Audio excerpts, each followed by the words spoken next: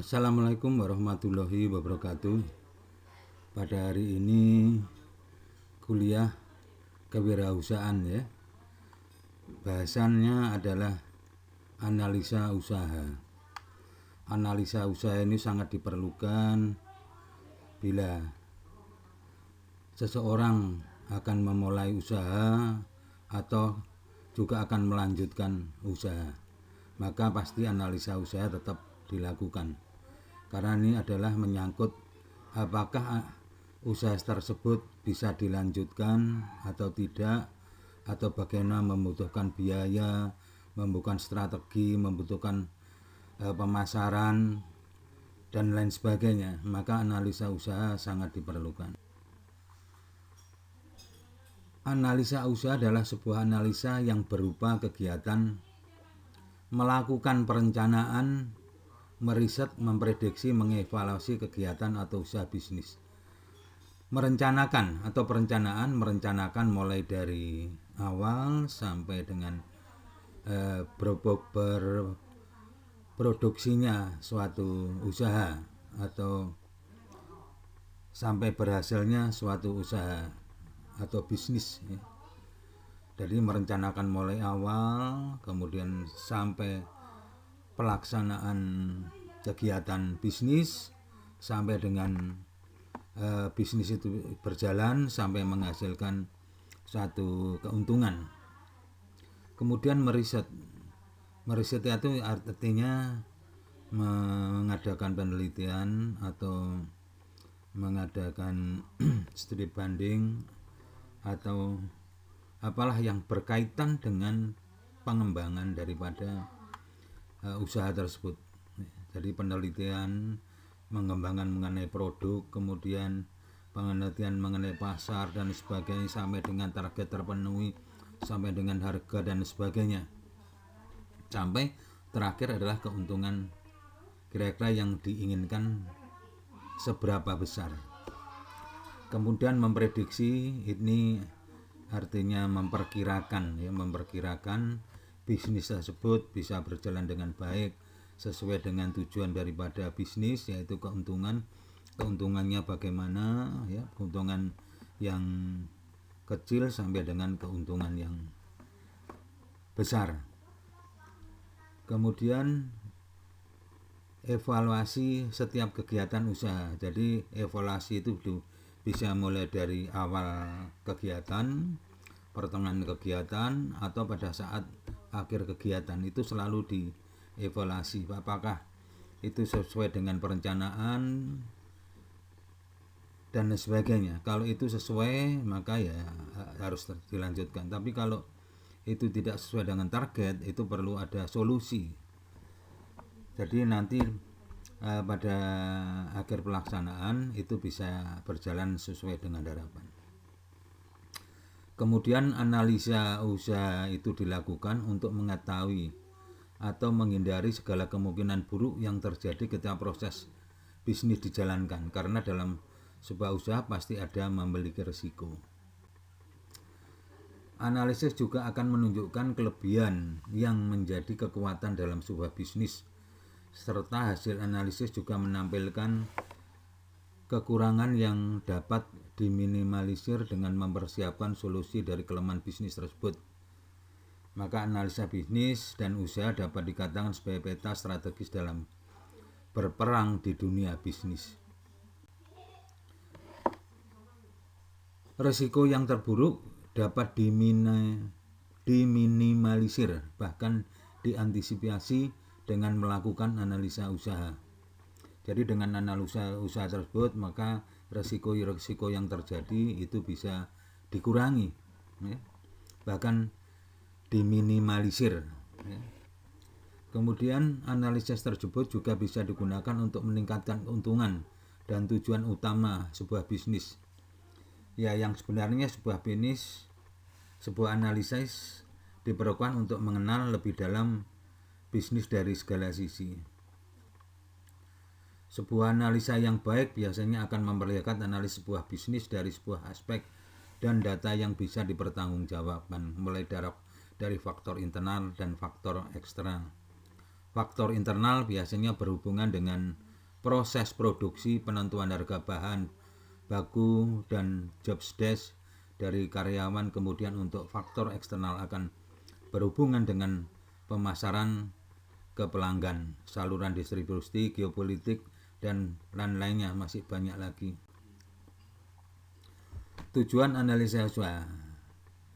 Tujuan adalah mengidentifikasi kebutuhan bisnis dan menentukan solusi untuk masalah bisnis.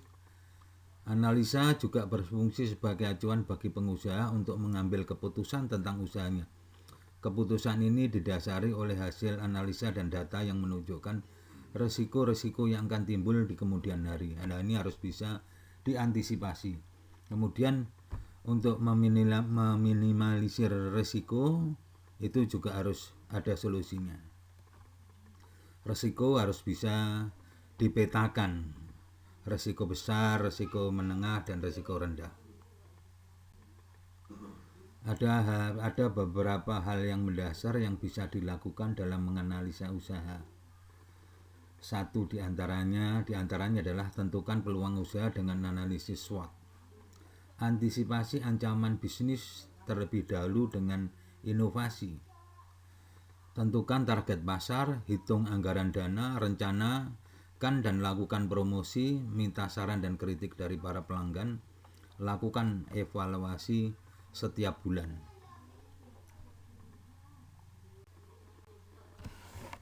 Nah, ini beberapa contoh ya tentang SWOT, analisa SWOT.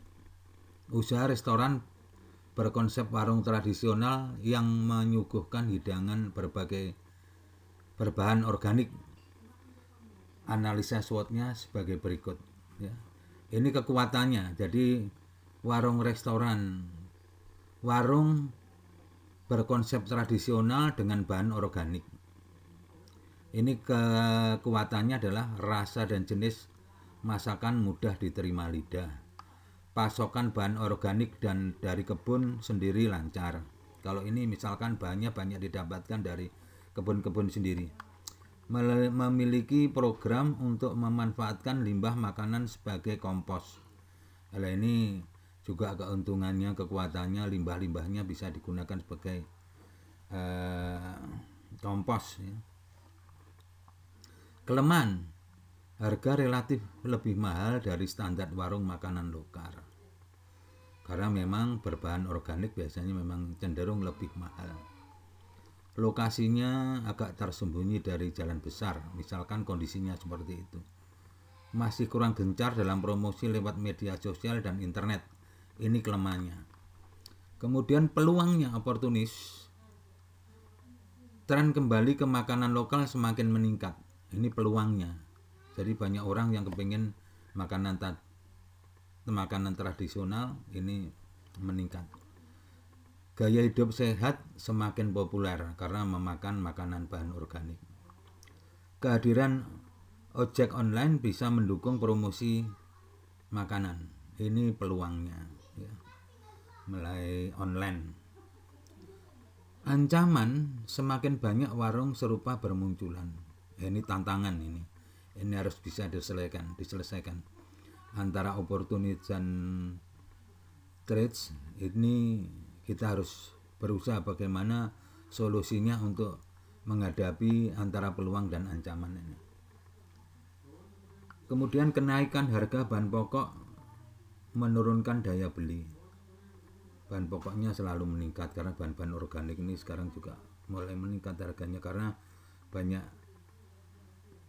peminatnya. Tidak banyak koki profesional yang mau melamar kerja di warung ya. Koki-koki tukang masak yang profesional tidak banyak yang berminat untuk kerja di tempat warung ya. Ini SWOT warung tradisional berbahan organik. Contoh yang kedua, analisa SWOT usaha aneka keripik. Strength, kekuatan, kelemahan, peluang, ancaman ini bisa Anda lihat sendiri ya. Jadi kekuatan itu kalau Anda misalkan membuat aneka keripik, kekuatan yang ada di dalam usaha Anda membuat keripik ini, kekuatannya ini ya, ada beberapa ini, ada 5 misalkan.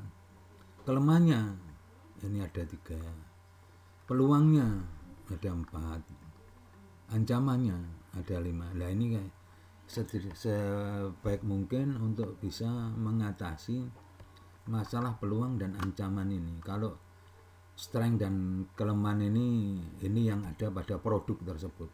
Kalau peluang dan ancaman ini kegiatan yang harus kita lakukan ini. Bagaimana mengatasi ancaman, kemudian ada peluang seperti itu. Contohnya konsumen yang mudah bosan. Konsumen yang mudah bosan ini bagaimana mengantisipasi konsumen itu agar tidak mudah bosan. Nah, ini merupakan peluang. Kemudian contoh lain, Gudeg Arini, restoran makanan khas Indonesia di Yogyakarta menjual makanan khas Indonesia dengan gudeg kalengan setelah macam-macam oleh-oleh khas Jogja. Ini juga memiliki strength, weakness, opportunity, dan threats, ancaman, peluang, dan tantangan atau ancaman. Ini juga memiliki beberapa strength, kekuatan. Nah, ini yang ada pada produk. Kekuatan ini ada produk tersebut ya.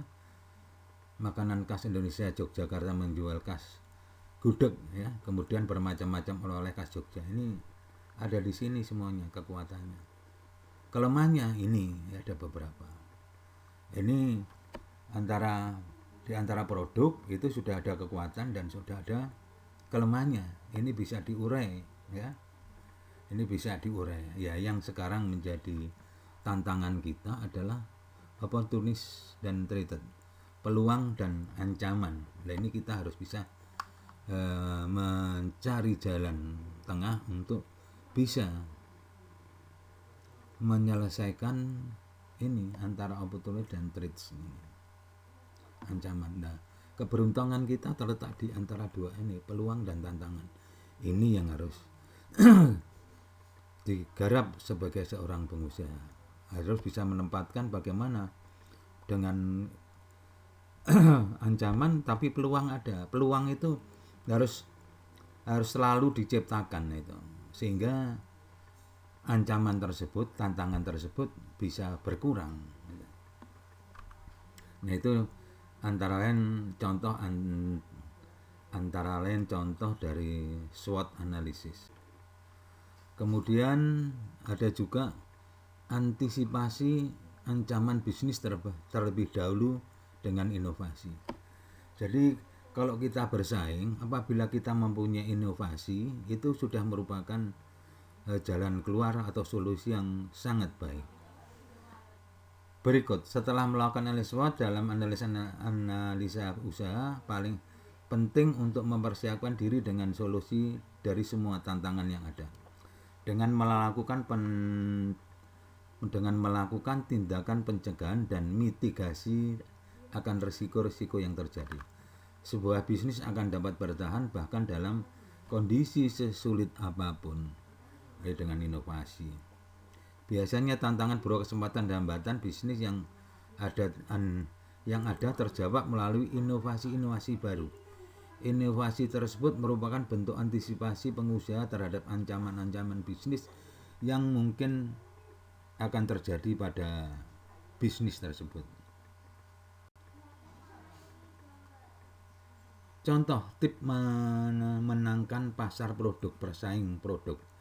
Antisipasi pasar dan kenali pesaing Anda. Dengan mengetahui siapa pesaing Anda, semua secara tidak langsung menentukan bagaimana cara menghadapinya. Perubahan minat dan kebutuhan para konsumen tentunya menjadi salah satu faktor penting yang perlu Anda perhatikan. Ciptakan produk yang berbeda.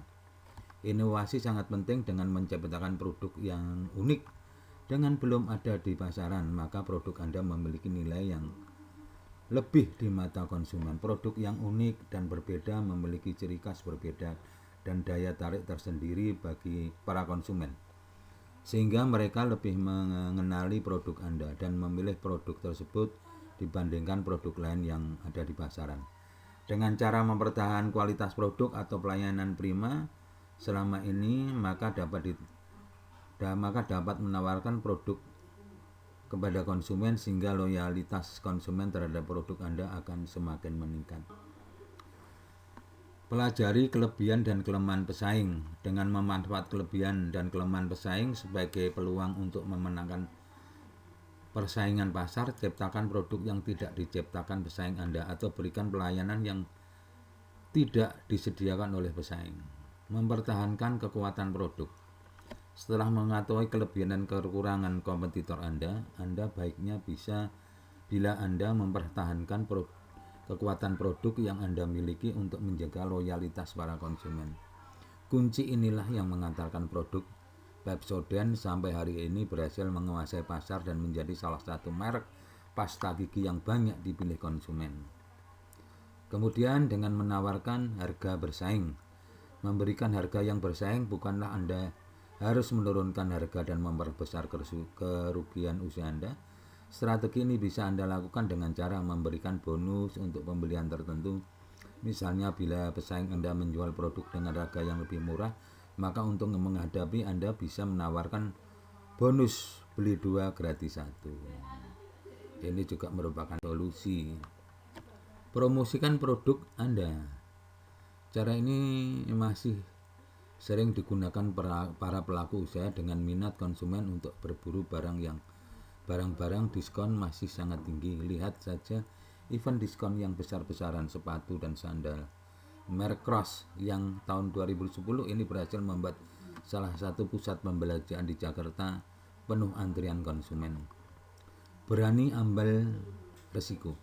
Untuk menarik minat konsumen, banyak pelaku usaha yang mengambil tantangan besar untuk meningkatkan daya saing bisnisnya. Strategi ini bisa dijalankan para konsumen dengan menawarkan inovasi-inovasi baru yang belum pernah ditemui para konsumen. Misalnya saja seperti memproduksi barang atau jasa untuk yang belum ada di pasaran, atau bisa juga mengadakan event promosi besar-besaran yang memiliki para konsumen. Saya kira itu ya bahan kuliah hari ini. Nanti kalau ada pertanyaan bisa langsung di WA aja ya.